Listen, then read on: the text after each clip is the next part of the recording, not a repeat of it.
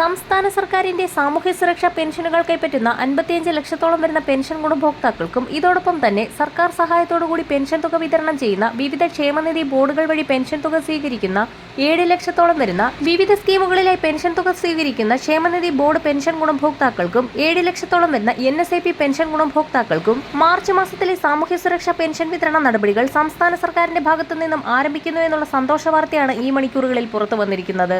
സംസ്ഥാനത്ത് ഫെബ്രുവരി മാസത്തിലെ സാമൂഹ്യ സുരക്ഷാ പെൻഷൻ വിതരണം അവസാനിച്ച സാഹചര്യത്തിൽ മാർച്ച് മാസത്തിലെ പെൻഷൻ തുകയും കുടിശ്ശിക വിതരണവും സംസ്ഥാന സർക്കാരിന്റെ ഭാഗത്തു നിന്നും ആരംഭിക്കുന്ന സാഹചര്യത്തിൽ സർക്കാർ നേരത്തെ പ്രഖ്യാപിച്ചിട്ടുള്ള തദ്ദേശീയ തലത്തിൽ വാർഡ് അടിസ്ഥാനമാക്കിയുള്ള 55 ലക്ഷത്തോളം വരുന്ന സാമൂഹ്യ സുരക്ഷാ പെൻഷൻ ഗുണഭോക്താക്കൾക്ക് മാത്രമായുള്ള വാർഡ് തല സോഷ്യൽ ഓഡിറ്റിംഗിന്റെ ഭാഗമായി പെൻഷൻ പട്ടികയിൽ നിന്ന് പുറത്താക്കപ്പെട്ട ഗുണഭോക്താക്കൾക്ക് മാർച്ച് മാസം മുതലുള്ള പെൻഷൻ തുകയ്ക്ക് അർഹതയുണ്ടാവുകയില്ല. ഇതോടൊപ്പം തന്നെ കുടിശ്ശിക പെൻഷൻ തുകയ്ക്കും ഇവർക്ക് അർഹതയുണ്ടായിരിക്കുകയില്ല എന്ന് ധനവകുപ്പ് വ്യക്തമാക്കി. ഇന്ദിരാഗാന്ധി ദേശീയ വാർദ്ധക്യകാല പെൻഷനുകൾ, വിധവാ പെൻഷനുകൾ, ഭിന്നശേഷി പെൻഷനുകൾ കൈപ്പറ്റുന്ന 7 ലക്ഷത്തോളം വരുന്ന കേന്ദ്രവിഹിതം കൂടി ചേർത്ത് പെൻഷൻ തുക സ്വീകരിക്കുന്ന NSAP പെൻഷൻ ഗുണഭോക്താക്കൾക്ക് ഫെബ്രുവരി മാസത്തിലെ പെൻഷൻ തുകയിൽ 200 മുതൽ 500 വരെയുള്ള കേന്ദ്രവിഹിതത്തിന്റെ വിതരണം ആധാർ അധിഷ്ഠിത ബാങ്ക് അക്കൗണ്ടുകളിലേക്ക് ആരംഭിച്ചിട്ടുണ്ട്.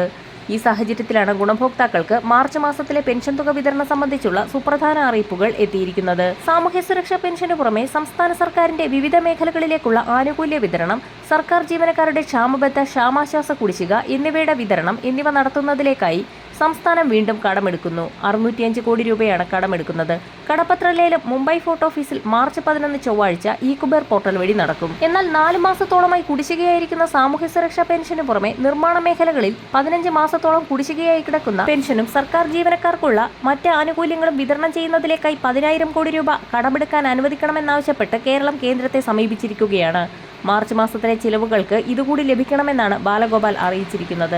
ഇതോടൊപ്പം തന്നെ സർക്കാർ ജീവനക്കാർക്കുള്ള 6 ഗഡു ക്ഷാമബത്തയും ക്ഷാമാശ്വാസവും കുടിശ്ശികയാണ്. കഴിഞ്ഞ ശമ്പള പരിഷ്കരണത്തിന്റെ കുടിശ്ശികയാകട്ടെ ഇതുവരെ നൽകിയിട്ടുമില്ല. ഈ സാഹചര്യത്തിൽ ആനുകൂല്യങ്ങൾ വിതരണം ചെയ്യുന്നതിലേക്കാണ് സംസ്ഥാനം വീണ്ടും കടമെടുക്കാൻ ഒരുങ്ങുന്നത്. വിതരണം സംബന്ധിച്ചുള്ള സുപ്രധാന അറിയിപ്പുകൾ വരുന്ന ആഴ്ചയിൽ തന്നെ പുറത്തു വരുന്നതായിരിക്കും. വരും ദിവസങ്ങളിലെ പെൻഷൻ അറിയിപ്പുകൾക്കും മറ്റ് സർക്കാർ അറിയിപ്പുകൾക്കുമായി ചാനൽ സബ്സ്ക്രൈബ് ചെയ്യാൻ മറക്കാതിരിക്കുക.